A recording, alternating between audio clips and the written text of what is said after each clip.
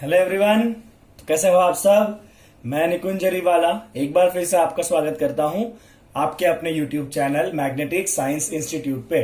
चले बच्चों, class 10 acid base solve का एनसीईआरटी एक्सरसाइज फटाफट से सॉल्व करा जाए।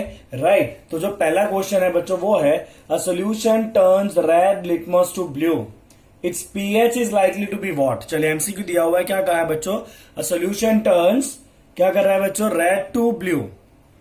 चलिए red litmus to blue convert कर रहा है, बोलिए रेड को ब्लू में कौन कन्वर्ट करता है तो बच्चों बेस कन्वर्ट करता है।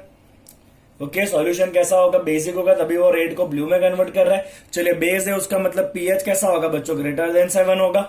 ओके, बिकॉज एसिड का पीएच लेस देन 7 होता है, बेस का पीएच ग्रेटर देन 7 होता है। तो राइट आंसर कौन सा होगा बच्चों, ग्रेटर देन 7। एक ही आंसर है यहाँ पर, दैट इज 10।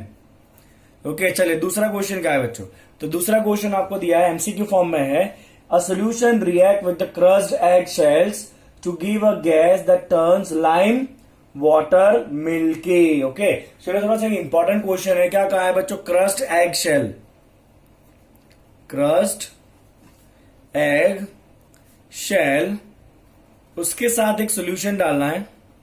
ओके, और ये करने से कोई गैस प्रोड्यूस हो रहा है, क्या प्रोड्यूस हो रहा है बच्चों, गैस।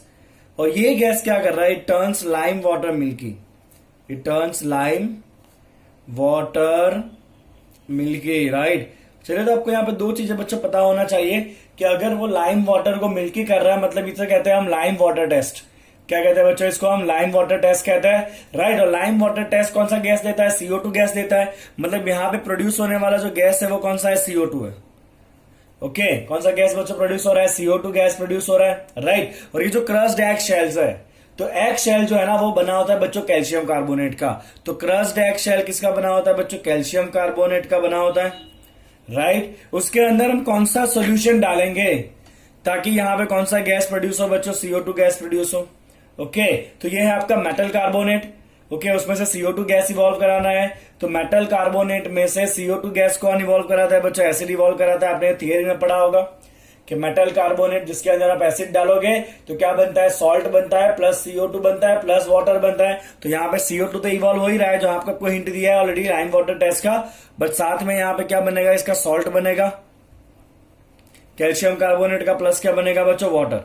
मतलब आपका जो आंसर है ना वो एसिड है। चलिए चारों ऑप्शन में से चेक करिए बच्चों एसिड कौन है, तो एक ही इसके अंदर एसिड है जो कि HCl है। तो आपका राइट आंसर क्या होगा बच्चों, B, HCl is your right answer for this particular question.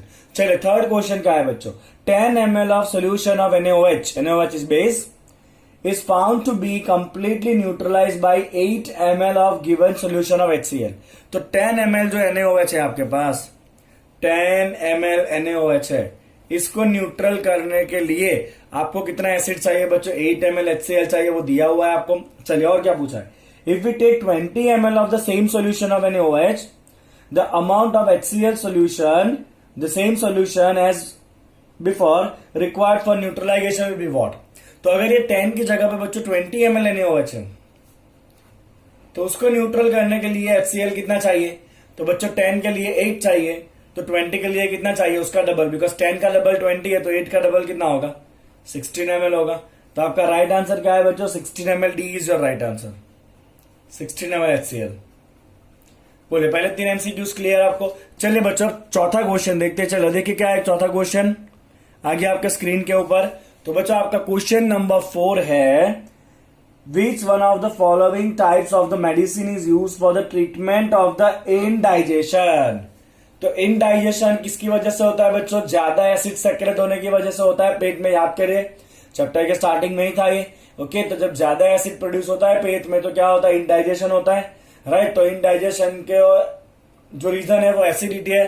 तो एसिड को न्यूट्रल करने के लिए हम कौन सी मेडिसिन यूज करते हैं बच्चों, एंटासिड यूज करते हैं। याद आया कुछ, क्या यूज करते हैं बच्चों हम, antacid is used against acidity, है ना। तो इसका आंसर क्या है बच्चों आपका, antacid is the right answer. कौन सा ऑप्शन है एंटासिड बच्चों, C ऑप्शन है। तो C is antacid and antacid is the right answer. Clear है, ओके, सिंपल सा क्वेश्चन है। चलिए बच्चों क्वेश्चन नंबर 5 पे जाइए। क्वेश्चन नंबर 5 भी एमसीक्यू है, नहीं थियरी क्वेश्चन है। क्या कहा है, right word equation and the balance equation for the reaction taking place when. चल सबसे पहला कौन सा है, dilute sulphuric acid react with the zinc granule. पहले वर्ड इक्वेशन लिखते हैं, चलिए। तो dilute sulphuric acid, okay, word equation के फॉर्म में लिखना है। तो dilute sulphuric acid when react with the zinc granule, okay. तो ये क्या है, मेटल है, मेटल के अंदर एसिड डालोगे, क्या बनाएगा बच्चों, वो सॉल्ट। और कौन सा गैस इवॉल्व करता है, हाइड्रोजन गैस। तो हम यहाँ पे क्या लिखेंगे बच्चों, सॉल्ट कौन सा बनेगा, जिंक और सल्फ्यूरिक एसिड।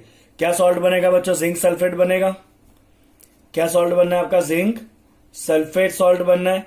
और गैस कौन सा इवॉल्व होना है बच्चों, हाइड्रोजन गैस इवॉल्व होना है, राइट। चलिए अब इसको इक्वेशन के फॉर्म में लिखते हैं। जिंक सॉलिड फॉर्म में होगा granules, sulphuric acid H2SO4 aqueous form में होता है कंपलसरी। चलिए रिएक्ट करने से जिंक बनाएगा sulphate, that is ZnSO4 aqueous form में बनेगा, प्लस हाइड्रोजन गैस इवॉल्व होगा, वो किस फॉर्म में होगा, गैसियस फॉर्म में। चलिए आप बैलेंस करोगे तो सब कुछ बैलेंस ही है, दोनों बाजू आप गिन लीजिए, राइट। चलिए बच्चों बी क्वेश्चन क्या दिया हुआ है, तो बी क्वेश्चन में दिया हुआ है हमें dilute hydrochloric acid with magnesium ribbon. चलिए hydrochloric acid with magnesium ribbon, right. Hydrochloric acid with magnesium ही लिखना है खाली, इक्वेशन में रिबन विबन नहीं लिखना है हमें। चलिए यहां पे मैग्नीशियम मेटल है, ये एसिड है, मेटल एसिड के साथ रिएक्ट करेगा तो सॉल्ट बनेगा। चलिए मैग्नीशियम और क्लोराइड, हाइड्रोक्लोरिक एसिड में आयन कौन सा होगा, क्लोराइड होगा ना। तो मैग्नीशियम और क्लोराइड का सॉल्ट कौन सा बनेगा, मैग्नीशियम क्लोराइड, राइट। और बच्चों ये गैस कौन सा इवॉल्व करेगा, तो ये भी आपका गैस इवॉल्व करेगा, कौन सा, हाइड्रोजन गैस, है ना। चलिए तो hydrochloric acid HCl aqueous form में लेंगे, मैग्नीशियम रिबन है मतलब सॉलिड फॉर्म में है, रिएक्शन होकर मैग्नीशियम क्लोराइड बनेगा, that is MgCl2 aqueous form में बनेगा। और हाइड्रोजन गैस इवॉल्व होगा, वो गैसियस फॉर्म में होगा। चलिए हाइड्रोजन 2 है, क्लोरीन 2 है, यहाँ पे क्या करेंगे, 2 रख देंगे, अपने आप ये बैलेंस हो गया, ओके। चलिए बच्चों इसका थर्ड पार्ट क्या, थर्ड पार्ट है dilute sulphuric acid reacts with aluminium powder. तो यहां पे बच्चों sulphuric acid with aluminium powder, तो ये आ गया आपका सल्फ्यूरिक एसिड प्लस एल्यूमिनियम है, राइट। तो सल्फ्यूरिक एसिड प्लस एल्यूमिनियम। चलिए यहां भी ये मेटल है, एल्यूमिनियम एसिड के साथ रिएक्ट करेगा तो क्या बनाएगा बच्चों, सॉल्ट। चलिए एल्यूमिनियम और सल्फ्यूरिक एसिड में सल्फेट होता है, तो सॉल्ट कौन सा बनना है, एल्यूमिनियम सल्फेट। क्या सॉल्ट बनेगा, एल्यूमिनियम सल्फेट। और जब मेटल एसिड से रिएक्ट करता है तो गैस कौन सा इवॉल्व करेगा बच्चों, ऑब्वियसली वो हाइड्रोजन गैस इवॉल्व करेगा।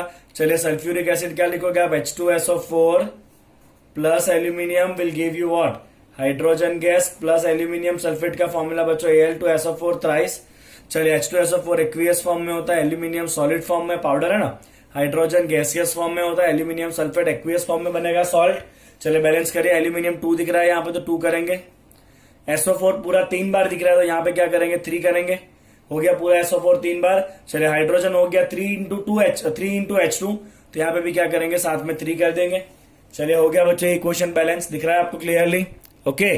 चलिए बच्चों इसके बाद क्या है देखते हैं। तो चौथा इसके अंदर दिया हुआ है dilute hydrochloric acid react with iron filings. ऐसा ही सेम क्वेश्चन है बच्चों, hydrochloric acid with iron filling मतलब आयरन। चलिए वापस ये एसिड और मेटल, सॉल्ट बनाएगा, कौन सा सॉल्ट बनाएगा बच्चों, आयरन क्लोराइड, क्योंकि हाइड्रोक्लोरिक एसिड है ना तो उसमें क्लोराइड आयन होगा। आयरन क्लोराइड प्लस कौन सा गैस इवॉल्व करेगा, ये भी हाइड्रोजन गैस को इवॉल्व करेगा। चलिए hydrochloric acid HCl aqueous plus iron, iron is Fe solid form, iron chloride is FeCl3 aqueous form plus hydrogen is H2। चलिए बैलेंस करिए तो बच्चों इसको क्या होगा बैलेंसिंग में, ओके। तो यहाँ पे जल्दबाजी मत करेगा बिकॉज यहाँ पे 3 और यहाँ पे 2 है, तो हम क्या करेंगे बच्चों, यहाँ पे हम ले लेते हैं 3 और 2 का कॉमन ले लेते हैं। 3 और 2 में कॉमन क्या होता है बच्चों, 6 होता है कि नहीं, तो यहाँ पे हमने 6 ले लिया, ओके। अब देखिए क्या होगा, यहाँ पे 6H हुआ, यहाँ पे H कितना 2 है तो यहाँ पे आगे 3 लगा दिया, ओके। चलिए क्लोरीन कितना है 6 है, यहाँ पे 3 है तो आगे 2 लगा दिया, Fe कितना हो गया 2 हो गया, तो यहाँ पे इक्वेशन बैलेंस हो गया आपका। 6HCl plus 2Fe will give you 2FeCl3 plus 2H2।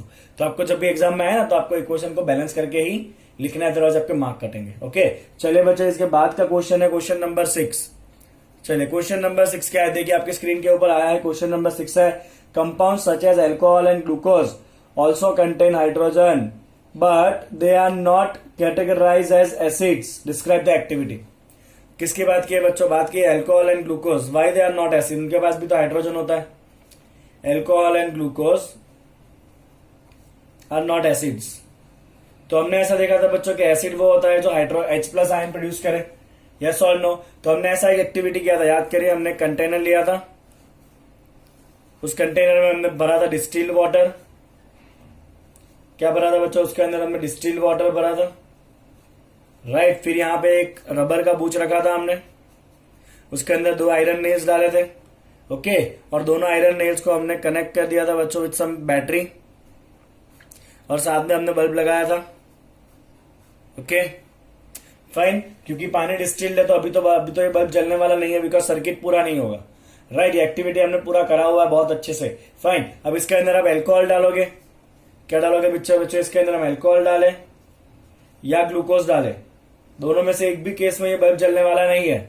इसका मतलब क्या है कि अल्कोहल और ग्लूकोज जो है ना, उनके पास हाइड्रोजन तो है, बट वो एक्वियस सॉल्यूशन में H+ आयन प्रोड्यूस नहीं करते, क्योंकि अगर H+ आयन प्रोड्यूस होता ना तो यहां से करंट इस नेल से इस नेल के ऊपर पास हुआ होता, सर्किट पूरा हुआ होता और बल्ब जला होता, ओके। बट क्योंकि इन दोनों के पास H+ आयन नहीं होता है प्रोड्यूस करने के लिए, इसलिए ये दोनों कंपाउंड एसिडिक नहीं है। तो हम छोटा सा स्टेटमेंट लिखेंगे बच्चों, they do not produce H+ ion in aqueous solution, इसकी वजह से वो एसिडिक नहीं है, right. Hence they are not acidic, ये दोनों एसिड के अंदर नहीं आते हैं, ठीक है ना। एक्टिविटी आप एक बार देख लीजिए वापस थियरी के अंदर जाके, अगर आपको डिटेल में समझना है तो, राइट। चलिए बच्चों अगला सवाल क्या? अगला सवाल है number 7, and it is why does distilled water not conduct electricity whereas rain water does. तो जो डिस्टिल्ड वाटर होता है ना बच्चों, वो इतना प्योर होता है कि उसके अंदर कोई आयन नहीं होता है। जो डिस्टिल्ड वाटर है बच्चों, उसके अंदर कोई आयन ही नहीं होता है। There is no ions in the distilled water.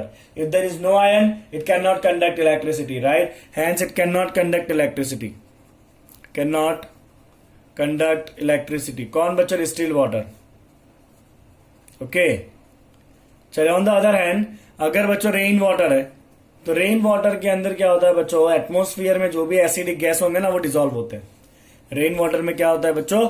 Atmosphere के एसिडिक गैसेस डिसॉल्व होते हैं, इसीलिए रेन वाटर जो है ना, वो नेचर में एसिडिक होता है। और एसिड है, इसका मतलब उसके पास तो H+ आयंस है, इसके लिए वो इलेक्ट्रिसिटी कंडक्ट कर सकता है। तो हम यहां पे लिखेंगे बच्चों, rain water it contain some acids. क्या कंटेन करता है बच्चों? वो एसिड कंटेन करता है। Acid contain some acid, it produce H+ ion. H+ ion है मतलब ये कंडक्ट करेगा electricity, hence rain water will conduct electricity. बोले बच्चों क्लियर? 7 क्वेश्चन। चलिए क्वेश्चन नंबर 8 क्या कहता है देखते हैं। तो क्वेश्चन नंबर 8 है बच्चों, why do acids not show the acidic behaviour in the absence of water. तो एसिड तभी भी एसिडिक बिहेवियर करता है जब वो H+ आयन प्रोड्यूस करे, ओके। और हमने देखा था कि H+ आयन अकेला एग्जिस्ट करता नहीं है, H+ आयन जो है ना, वो एक्वियस स्टेट में ही एग्जिस्ट करता है।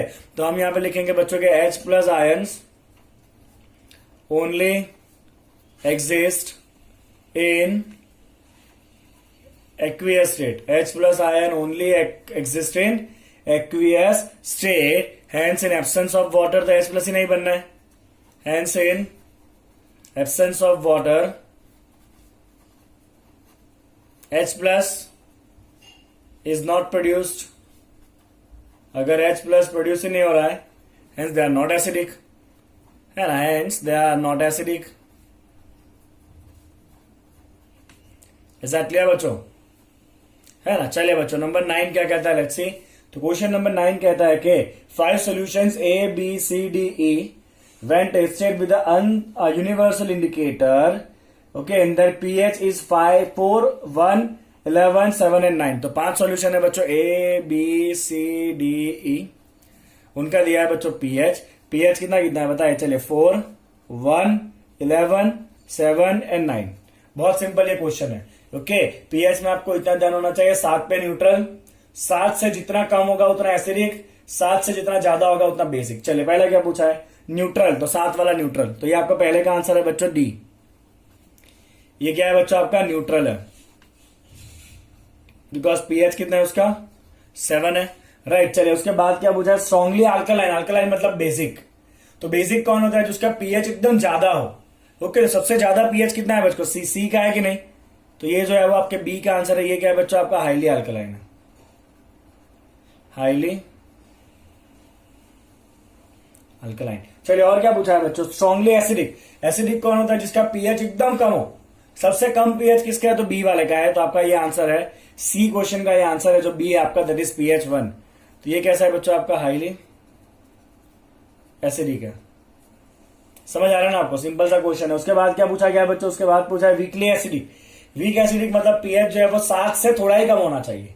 वीक एसिड कौन होगा जिसका पीएच जो है वो 7 से थोड़ा ही कम हो, कौन है बच्चों 7 से थोड़ा ही कम पीएच, ये रहा 4 वाला, तो ये कैसा होगा बच्चों आपका वीक एसिड होगा, है ना। तो ये आपके डी का आंसर है। और ई क्वेश्चन में क्या पूछा है बच्चों, वीकली बेसिक, तो वीक बेसिक कौन होगा, वीक बेसिक बच्चों वो होगा जिसका पीएच 7 से थोड़ा ज्यादा हो, थोड़ा ही ज्यादा, बहुत ज्यादा हो गया तो स्ट्रॉन्ग बेस हो जाएगा, थोड़ा ही ज्यादा हुआ तो बेसिक रहेगा। ये 9 वाला बच्चों, ये आपका आंसर है किसका, ई क्वेश्चन का।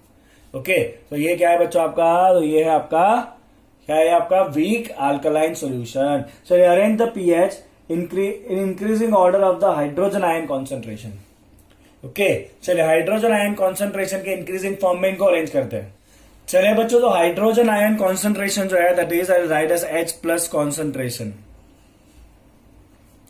तो H+ कॉन्सेंट्रेशन, तो जो ज्यादा एसिडिक होगा वो ज्यादा H+ प्रोड्यूस करेगा, तो हम लिखेंगे H+ concentration is directly proportional to the acidic nature, क्योंकि जो ज्यादा एसिडिक वो ज्यादा H+ बनाएगा। और आपको पता होगा बच्चों के एसिडिक नेचर जो है ना वो पीएच के इनवर्स प्रोपोर्शन में होता है। पीएच जितना कम उतना एसिडिक नेचर ज्यादा, पीएच जितना कम उतना एसिडिक नेचर ज्यादा। तो हम यहाँ पे क्या लिखेंगे बच्चों, H+ concentration is directly proportional to acidic nature and inversely proportional to the pH. Okay fine, तो मुझे क्या करना है बच्चों, मुझे H+ कॉन्सेंट्रेशन को इंक्रीजिंग ऑर्डर में अरेंज करना है ना। कैसे अरेंज करना है, H+ को इंक्रीजिंग अरेंज करना है, और H+ जो है वो पीएच के इनवर्स प्रोपोर्शन में है, तो अगर H+ इंक्रीज होगा तो पीएच क्या होगा बच्चों, डिक्रीज होगा। तो आपको जो पांचों सॉल्यूशन है उसको पीएच के डिक्रीजिंग में अरेंज करिए। चलिए बच्चों कैसे अरेंज करेंगे, तो पहले पीएच के डिक्रीजिंग में अरेंज कर लेते हैं। 11 था, 9 था, 7 था, 4 था और 1 था। चलिए बच्चों 11 वाला कौन था, तो 11 वाला सी सॉल्यूशन था। ओके, 9 वाला कौन सा था बच्चों आपका ई था, 7 वाला कौन सा था डी था, 4 वाला कौन था ए था और ये बी था। तो ये आपका ऑर्डर हो गया बच्चों, कौन सा ऑर्डर हो गया, ये हो गया आपका इंक्रीजिंग कॉन्सेंट्रेशन ऑफ H+। क्या हो गया आपका, इंक्रीजिंग कॉन्सेंट्रेशन ऑफ H+। तो सबसे ज्यादा H+ इसके अंदर होगा, मैक्सिमम H+, क्योंकि उसका पीएच सबसे कम है, मतलब ये मैक्सिमम एसिडिक है, सबसे ज्यादा H+। और इसमें क्या होगा बच्चों, मिनिमम H+ होगा। अगर ये पूछे OH- का कॉन्सेंट्रेशन तो इसको उल्टा कर देना, बिकॉज OH- बेस के लिए होता है, ठीक है ना।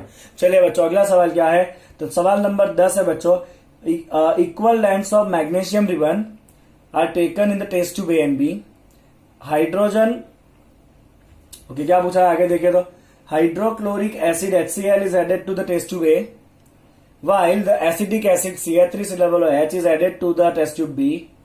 Okay, amount and the concentration taken for both the acids are same.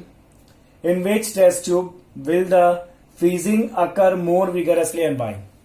Fizzing किसके अंदर ज्यादा विगरसली होगा वो हमें पूछा गया है, राइट। चलिए बच्चों, तो क्या करेंगे यहाँ पे, तो मैग्नीशियम रिबन के अंदर आप एसिड डालोगे तो मेटल के साथ एसिड मतलब हाइड्रोजन गैस प्रोड्यूस होने वाला है, इतना तो फिक्स है पहले तो, राइट। तो यहाँ पे हम क्वेश्चन नंबर कर रहे हैं बच्चों, कौन सा 10 नंबर का क्वेश्चन कर रहे हैं। तो आपने मैग्नीशियम रिबन के अंदर पहले डाला है बच्चों HCl, फिर आपने डाला मैग्नीशियम के अंदर एसिटिक एसिड, दोनों के दोनों क्या प्रोड्यूस करेंगे बच्चों, हाइड्रोजन गैस तो प्रोड्यूस करने ही करना है। मैं पूरा रिएक्शन नहीं लिख रहा हूं। अभी HCl कैसा होता है बच्चों, कॉन्सेंट्रेट एसिड होता है, या हम लिखेंगे HCl इज स्ट्रॉन्ग एसिड। अगर ये स्ट्रॉन्ग एसिड है तो ये ज्यादा हाइड्रोजन प्रोड्यूस करेगा और मोर क्विकली प्रोड्यूस करेगा। ओके, ये कैसा एसिड है, एसिडिक एसिड तो वीक कैटेगरी में आता है, मतलब ये हाइड्रोजन गैस स्लोली प्रोड्यूस करेगा।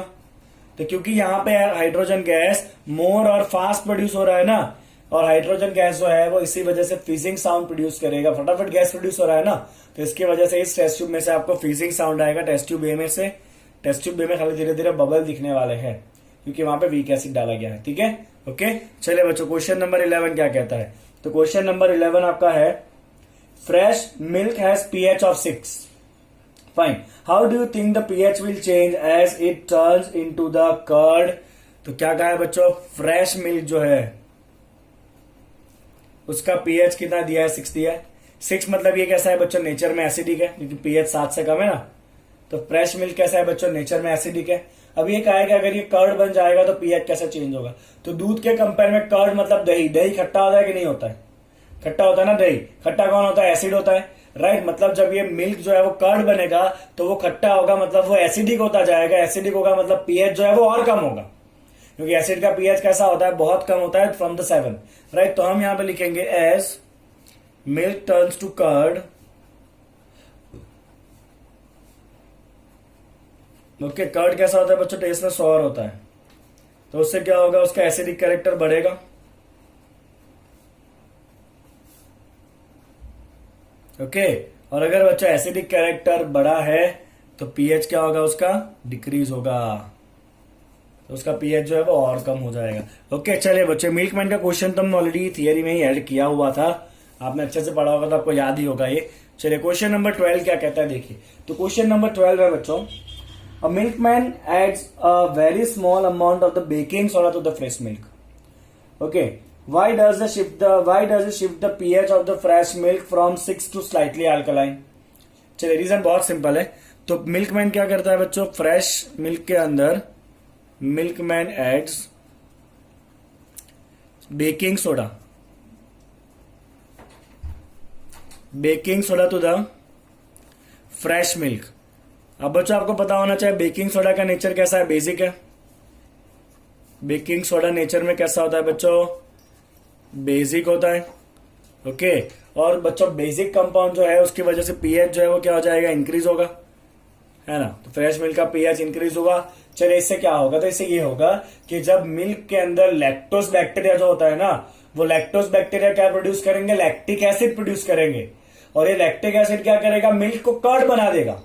बट अगर हमने मिल्क को पहले से बेसिक रखा होगा ना, तो ये जो लैक्टिक एसिड बन रहा है ना, वो उस बेस की वजह से न्यूट्रल हो जाएगा, और मिल्क जो है ना वो हम लॉन्ग टाइम तक स्टोर कर सकते हैं. तो हम यहां पे लिखेंगे बच्चों कि ये जो बेस है ना जो हमने डाला हुआ है, वो क्या करेगा? It will neutralize. क्या न्यूट्रल करेगा बच्चों? वो लैक्टिक एसिड. क्या न्यूट्रल करेगा? वो लैक्टिक एसिड. कौन प्रोड्यूस करेगा लैक्टिक एसिड को? Produce by the lactose bacteria. Okay, fine. And it prevent milk to turn to the curd, right. वो दूध को दही बनने से रोकेगा और मिल्क जो है वो लॉन्ग टाइम तक फ्रेश रहेगा. And milk remain fresh for longer time. Milk remain fresh for longer time. Is that clear? चलिए, इसके अंदर एक और क्वेश्चन पूछा है बच्चों. क्या पूछा है? Why does the milk take a long time to set as a curd? तो ऑलरेडी आंसर आ चुका है कि कर्ड बनने के लिए अंदर लैक्टिक एसिड प्रोड्यूस होना चाहिए. बट क्योंकि हमने मिल्क के अंदर बेकिंग सोडा डाला है, मिल्क को बेसिक कर दिया है, तो जो भी लैक्टिक एसिड प्रोड्यूस हो रहा है वो उस बेस की वजह से क्या हो जाएगा? न्यूट्रल हो जाएगा. और ये जो दूध है वो कर्ड बनने में ज्यादा टाइम लेगा. तो उसका रीजन भी यही सेम है. Is that clear? चलिए बच्चों, क्वेश्चन नंबर 13 क्या कहता है देखिए. क्वेश्चन नंबर 13 है कि plaster of Paris should be stored in a moisture proof container. Why? Plaster of Paris moisture proof container में होना चाहिए, क्योंकि बच्चों आपको याद होगा कि प्लास्टर ऑफ पेरिस को अगर पानी मिलाना तो वो एकदम पत्थर जैसा हो जाएगा, जिप्सम. तो आपको यहां पे इक्वेशन लिखना है बच्चों. प्लास्टर ऑफ पेरिस क्या होता है? CaSO4 into 1.5 H2O. Sorry, CaSO4 into half H2O. That is your plaster of Paris. अगर इसको मॉइस्चर मिला, क्या मिला बच्चों? मॉइस्चर. मॉइस्चर जैसे इट इज 1.5 H2O. ये कहां से मिला बच्चों? In the form of moisture. अगर आपने उसको ऐसे कंटेनर में रखा जिसके अंदर मॉइस्चर है, तो क्या होगा? ये CaSO4 into half H2O, ये 1/2 H2O से जुड़ के बना देगा CaSO4 into 2 H2O. और ये हो गया बच्चों जिप्सम. और जिप्सम कैसा होता है? बहुत हार्ड होता है, और फिर हमें प्लास्टर ऑफ पेरिस काम में आने वाला नहीं है. Is that clear? तो मॉइस्चर के साथ प्लास्टर ऑफ पेरिस जिप्सम बन जाएगा और वो काम का नहीं रहेगा, फिर एकदम कड़क हो जाएगा. तो चलिए, question number 14, what is the neutralization reaction? Give two example. चलिए, आपको ये खुद करना है. न्यूट्रलाइजेशन क्या होता है बच्चों? Acid plus base. चलिए, मैं आपको बेसिक बता देता हूं इसका. Neutralization is acid plus base will give you what, salt plus water. Okay, और साथ में क्या इवॉल्व होता है बच्चों, हीट इवॉल्व होता है, टेस्ट ट्यूब गर्म होता है ना, हीट इज ऑल्सो इवॉल्व। तो आप कोई भी दो एसिड और कोई भी दो बेस को लेकर न्यूट्रल कराइए। एक आप ले लेंगे बच्चों NaOH plus HCl will give you NaCl plus H2O, और दूसरा बच्चों आप कौन सा लेंगे, दूसरा आप ले लीजिए वो एंटासिड वाला एग्जाम्पल। ओके, अगर एसिडिटी हो गया तो उसको न्यूट्रल करने के लिए हम बेसिक सब्सटेंस यूज करते हैं, जैसे कि milk of magnesia MgOH twice, तो वहां भी अंदर बॉडी के अंदर जाके क्या होगा, वो न्यूट्रल हो जाएगा, एसिड को न्यूट्रल कर देगा। ठीक है, चलिए आखिरी क्वेश्चन बच्चों, give 2 important uses of washing soda and the baking soda. तो इसके लिए बच्चों आपको क्या करना पड़ेगा, थियरी पार्ट में जाना है, राइट। थियरी पार्ट में आपको वॉशिंग सोडा और बेकिंग सोडा का पूरा थियरी मिलेगा, प्रिपरेशन, प्रॉपर्टी एंड यूजेस के साथ। तो वहां से आपको इसके दो यूजेस मेंशन कर लेने हैं। ओके, तो यहाँ पे बच्चों आपका NCERT exercise acid base salt chapter का कंप्लीट होता है। लाइक करना है, सब्सक्राइब करना है और अपने फ्रेंड्स के साथ इसको शेयर करना है। Thank you so much.